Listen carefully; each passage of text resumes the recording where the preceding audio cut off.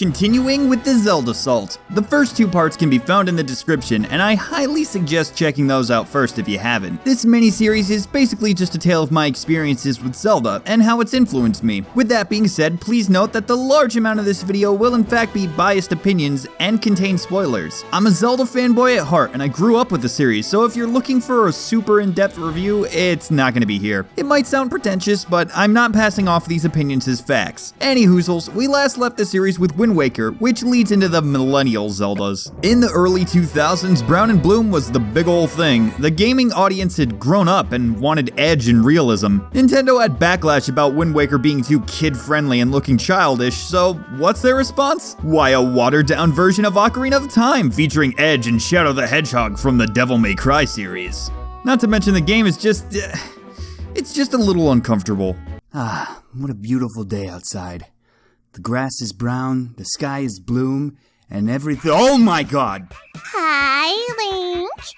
Even though I'm one of the children, I'll still sport constant bed eyes and moan at everything you do.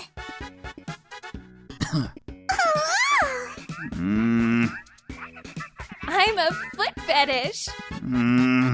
Link, quit clucking with those heads and come slap my titties in my basement like a man. Turn into a furry and let me ride you.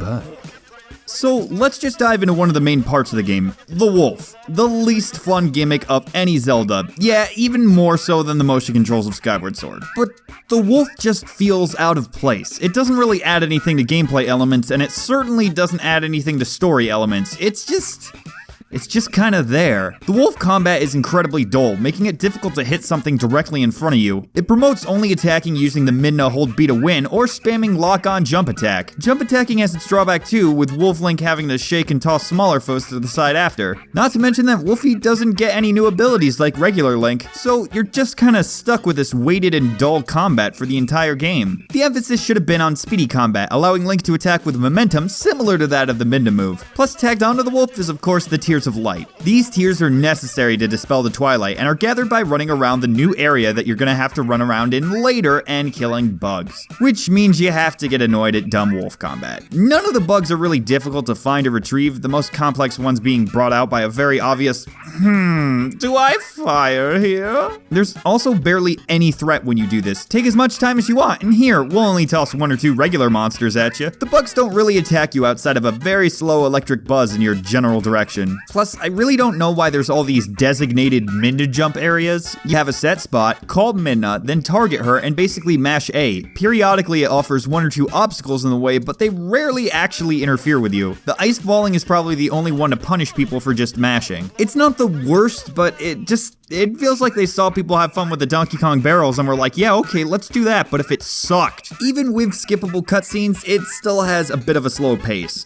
Midna has plenty of obvious and unskippable dialogue. Things still have unnecessary cutscenes, like in the first dungeon. When you use the Gale Boomerang on the bridge, it shows a cutscene. Why? We've seen the bridges spinning prior to this. You can showcase what an item does by just having it do it. Hell, to even get to the first dungeon, you have to go there 3 times. Once to rescue Dumbo, once to rescue Munko, and then only on the 3rd time can you actually go in. Similar to that, the howling is even dumber. This is done to open up paths or unlock new moves, but to do it, you need to listen, howl it, hear the wolf howl it, cutscene, howl again, and then listen to a longer howl. Why? It's so unnecessary and repetitive, but that's just what Twilight Princess is. The game forces you into these minigames all too often, and none of them are that great. I'm fine with minigames, just make them fun. Like, who thought the goats were a good idea? Are they supposed to teach me how to use my horse? You know what does that? Leaving the farm. Most of the game is just backtracking, and until you get the Master Sword, you are unable to warp as you please when human, which just makes it less satisfying when you get it too, because you're just kind of sitting there like, why couldn't I do this in the first place? Instead, you need to truck through a dull Hyrule field over and over where there are almost no threats. I'm aware there's a few monsters, but that brings me to my next point. The AI in this game is so dumb. Almost nothing hurts you unless you're trying. Enemies very openly telegraph all their attacks, either allowing you to counter or dodge in giant windows. Hell, even the bosses hardly even bother attacking you for their fights. The mini-bosses actually make an attempt, but they're so tame about it that while you're barging into their domain, they set the table for you while you raid their stuff, and they're like, "Can I get you anything? Hearts? Rupees? You look like you're getting a little low on my weakness bombs. I could spot you some if you like." The designs of everything vary. Most things are stuck in this weird middle ground of cartoony and realistic that just dives into the whole uncanny valley thing. Other designs look pretty good, and enemies all look like some deviant artist's dark rendition of beloved Zelda enemies. Some bosses and mini-bosses do look cool, but the majority just scream try hard. Battling anything can be obnoxious too. Swordplay is super dull in this game. You do have basic Zelda attacks, but they just feel sloppy, since most were made to highlight the Wacko controls in the Wii version of the game. The animations really show. Most just seem lifeless or only move one limb while others remain stationary or part of another animation. Other things just seem lazy, like opponent jumping over tall fences. It really just looks like someone either turned on a moon jump code or the animators literally just raise around the Z-axis. The horse is poorly controlled as well, stopping from high speed at very idiotic areas. It's difficult to turn in pinches, but to be fair, all Zelda horses control like poo-poo. Horse combat was praised, but I find it stale. It's just the stale regular combat, but moving. What's so great about that? Hell, when you're moving with enemies, it's almost like everyone's just standing still. It's also been mentioned too that most items are absolutely useless outside of their dungeon, which makes getting them bittersweet. The only one you really take to the end is the boomerang and claw shots. The others are used in tiny amounts or maybe in side quests, which there are an extreme lack of. However, despite all of these gripes, Twilight Princess does have some good music scores, even if most are recycled. For bosses, the music has a triumphant theme whenever you get them to its vulnerable state, which is pretty fun, and their dungeon designs are actually pretty good outside of Lakebed. The Snow Peak Ruins is one of the most unique dungeons in the series. You run around gathering ingredients for a soup, which kind of gives you a checkpoint every time. Plus, the layout is just a mansion. It doesn't even seem out of place like a Resident Evil mansion. The motif in it is great. No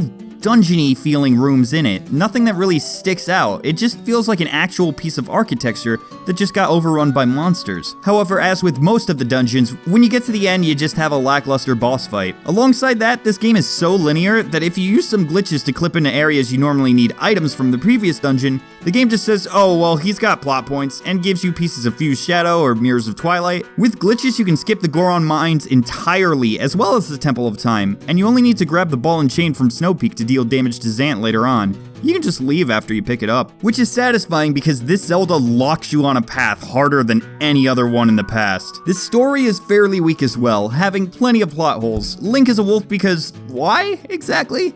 Oh, it's the sacred beast. Well, where in the timeline has it ever mentioned that? If anything, shouldn't it be a bird? Why do the Bulbins kidnap the kids in Ilia but leave Link? Plus, they just drop him off unharmed at Kakariko Village? The whole Mirror of Twilight is supposedly the only way between realms, yet plenty of characters jump back and forth without it. No one in Castletown even seems to realize they've been overthrown. They're all just bumming around town. Plus, Ganon just doesn't make sense here. Plus, he's bad. He's a bad G-Dwarf. Wind Waker showed that even with minimal dialogue, Ganondorf could have more drive behind his actions. Twilight Princess Ganondorf just wants to take over because he's evil. Plus, his deal with the ancient sages either retcon Ocarina of Time or spit on it. I'm not really sure. Ganon just kind of shoehorns his way in at the end and kills any chance Zant had at being interesting, who up until the ending was a cool character. The interactions that him and Midna had were just fantastic. This whole royalty battle and everything, I loved it. But by the end of it, the only one who shows any growth is Midna, who is one of my favorite characters in the series, not just because she gives me wowsters in my trousers. Basically, she starts out as a bitch, gets her ass handed to her, becomes tolerable while still keeping some of the bitch tendencies. Plus, we also got this scene from her.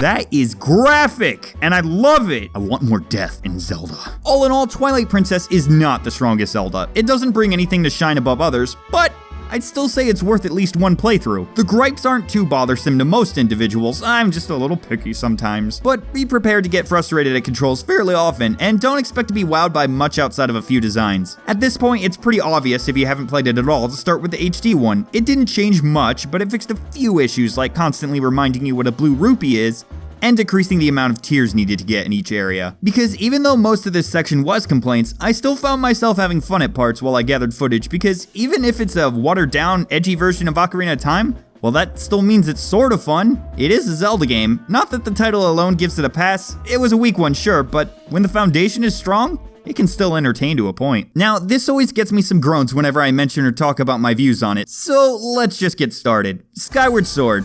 Boy, is it popular to hate this game. People complaining about almost every aspect of it. The padding, the backtracking, the hand-holding, the controls, and much more. But despite all the people screaming that it sucks, I like it.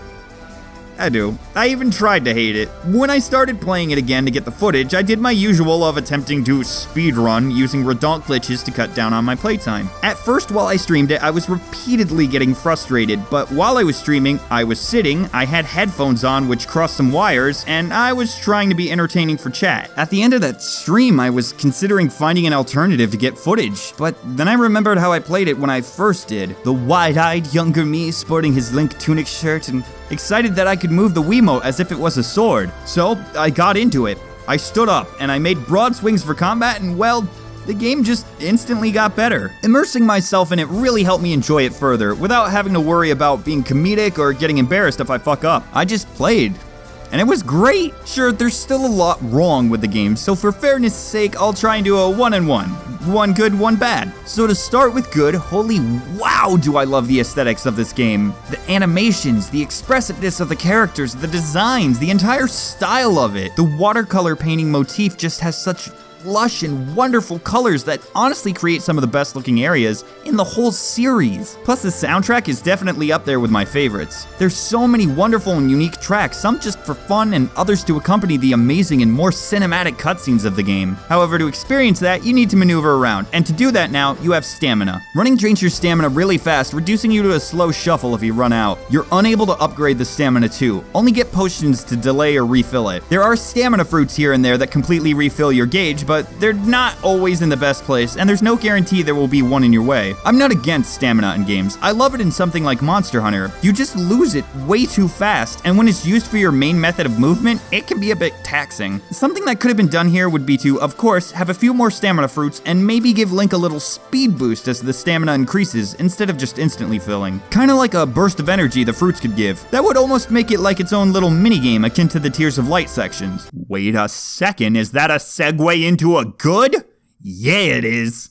So in Twilight Princess, I hated the Tears of Light section. There was just nothing going on. No threat, it took forever, and also looked gross. But in Skyward Sword, you got this neat motif of basically a calm, spiritual night. At least until you step out of your bubble, and then, oh god! So the tears fend off the Guardians, which are one-hit killers. On top of them, you have little orbs that create beacons showing where the next tier is. There's no combat, no items, just running and collecting, and it's fun. The tears refill your stamina akin to fruit, and there are a lot of them around, so you can breeze through these areas with a set path. It's fun seeing how fast you can collect them, and even if you get a bit turned around, the fruit can highlight the ones you missed. But those sections come when you start backtracking. Part of Skyward Sword's terrible Padomatic padding Padapalooza, which this game unfortunately has a lot of. So many things you do cause you to just wait around. Skyloft is your hub, and you can fly around this gross empty sky of nothing. There are giant beacons of light to jump into the provinces, and you can choose any of the save statues that you've activated to fall down to. Some areas, when you revisit, bring you to completely new zones, but you still have to wade through an area you've already been through once or twice to get there. Hell, it even makes you go through the same dungeon again. Not fully, but enough, which is dumb. Again though, to even get there, you have to go through the dumb overworld, which honestly had a multitude of ways it could have been fixed. One is make it more appealing, obviously. My personal idea would be to shrink the entire overworld and have dark clouds or some plot device cover most of the 3 provinces, which could possibly be connected. I like connected worlds, okay? Saving at a statue would essentially shoot a beam up and clear the clouds in the area, so that when you're flying, you could drop down to the stage similar to how you can drop down in a Skyloft based on where you actually dive. But that alone wouldn't fix the issues of having to go back to the same areas again and again. Sure, it was unconventional for Zelda, but it was also just unnecessary. That's one thing this Zelda tries to do, is be new. It added a lot of new mechanics that were even brought over to Breath of the Wild. The stamina meter, despite being aggravating sometimes, was kind of a neat feature for combat, since you couldn't just spam sword spins like other games. You have the ability to upgrade items alongside your equipment, plus the provinces were basically mini dungeons, and some of them were really cool. I mean, the whole section utilizing time crystals in the ocean was insanely neat. It was fun knocking enemies out of the time bubble and watching them just fade to bones. That whole area it just brought you from one trial to another. It didn't feel like running up Death Mountain or walking across Hyrule Field. It was just constant action. Even after those areas, you still get a traditional temple, and most of them in this are pretty great. There weren't too many bullshit things that the temples revolved around. It was mostly just go around, solve puzzles, and fight shit. Not too much padding done in the actual dungeons, at least the first time you go there. But one thing they did lack was enemy variety. True, the enemies were unique to fight in this game due to the motion controls. There's just so few types. Every area features their own version of the bokoblin. Hell, even the Redeads got bokobbled. Bosses are reused, which is just always kind of gross to see. I don't like that in any game outside of a boss rush. Skyward Sword did actually have some fantastic boss fights though. I mean, the Ancient Automaton is my favorite fight in the series. It's just so satisfying fighting him. You yank the motherfucker's arms off, and the tiny rumbles in the Wiimote help you feel it every time you make the motion. And after you kick his stationary ass, he pulls a No, you fucking didn't, you little bitch. and just gets up, whips out more swords, and comes after you. Only then do you get to rip those arms off, grab the swords, shatter his legs, and slash open his chest. It was just satisfying. Like, cause you know me, I'm always getting schniz on the reg because of how charismatic I am. But post-coitus, I always roll off to the side and pull out the picture of the Ancient Automaton, just wishing that the Shrump Down felt even half as good as that fight. But then you also have... But even past that, with Girahim and the Imprisoned, you have to fight them both 3 times. Peppermint Kisses takes up the boss slot in 2 temples as well, which is a huge letdown. At least the Imprisoned stayed in his fucking pit and didn't Kool-Aid his way through a dungeon wall or something. Which I guess brings me to my next point, the combat. I lost track, are we good or bad? Well, whatever, as much as people will shout at me, I thought the combat was fun. But Scott, motion controls! Yeah, what about them? You have to look at this for what it is. A fully fleshed out game utilizing motion controls. That's insane. How many other games are as long and content filled as Skyward Sword while having a unique control style that even nowadays still hasn't really been perfected? Heck, I know it messes up, and it's annoying when it does. But when it works, hot diggity daffodil does it work. Sword combat is satisfying in this game because you're the one doing it. This was the fun I was talking about. When I play this game, I get up and I swing that Wiimote like it was a sword. Every enemy is a mini puzzle in itself. Timing is key for them. Sure, they telegraph attacks, but it's because you have to think. Swiping the wrong way will get your attack blocked or deflected and generally countered. But even if they do attack you, you can shake the nunchuck to parry with your shield, which was so cool. Parrying an enemy and unleashing some sword spins on them really helped me feel the power behind my attacks. Enemies, mini-bosses, regular bosses all just felt so much better to beat than in previous titles because I was the one beating them essentially. I didn't just press A at a good time, I swung my sword at a good time. Aiming was easier with the motion controls too instead of the C stick or pad. Most of the weapons were just fun to use with the motion. Tossing bombs was easier, giving you the little trajectory reticle. This was, however, all dependent on if the motion controls were responding, which for me, I didn't have too many issues once I got off my ass and did the broader motions, but it is easily enough to spoil anyone's experience of the game, and by no means am I saying that this game gets a pass because they work for me. If a large fraction of players experienced issues in it, then it is in fact a problem. Now, the next point is kind of good and bad. Fi. Or Fee, whatever you want to call her. I'm gonna call her Fi, so whatever. Fi is hated by many because she does not shut up. She warns you if your health is low, if your batteries are low, she tells you about dumb items you've already found, and she calculates that there's a 95% chance that you're standing on grass. It's really ironic she doesn't have hands because all she does is hold yours. But when you factor out the gameplay side of it, I like Fi as a character. She was a cute little android basically designed to help the hero on his quest and teach him about the land he was unfamiliar with. Plus, I mean, come on. Fi's farewell, it just... my heart. Which brings me to my last point for this. The story. I loved it.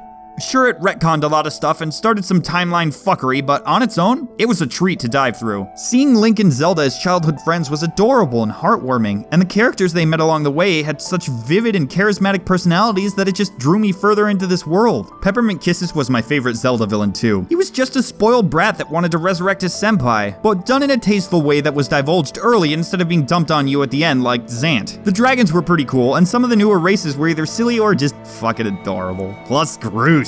Groose is great. I love seeing a character go through dynamic change like he does. Starting the game as the neighborhood bully, but then getting the hots for a grandma, and then being pretty alright. The cutscenes were very cinematic, having wonderful tones, very expressive characters, and very touching scenes. Not only did I bawl like a bitch at Fi's farewell, but man, when Zelda locked herself away, that hit me hard. The first time I played through the game was with an old girlfriend I was pretty into at the time. We were dorks and basically self-inserted, her wishing she was Zelda and me wanting to be Link. So when Zelda locked herself away, and you could see the pain in Link's expression, as well as the fear behind his fist as he was pounding on the self-made prison, it just fucked me up. I still kinda get teary-eyed thinking about it. Seeing the person you care about the most forced to go against their wishes for the good of the world.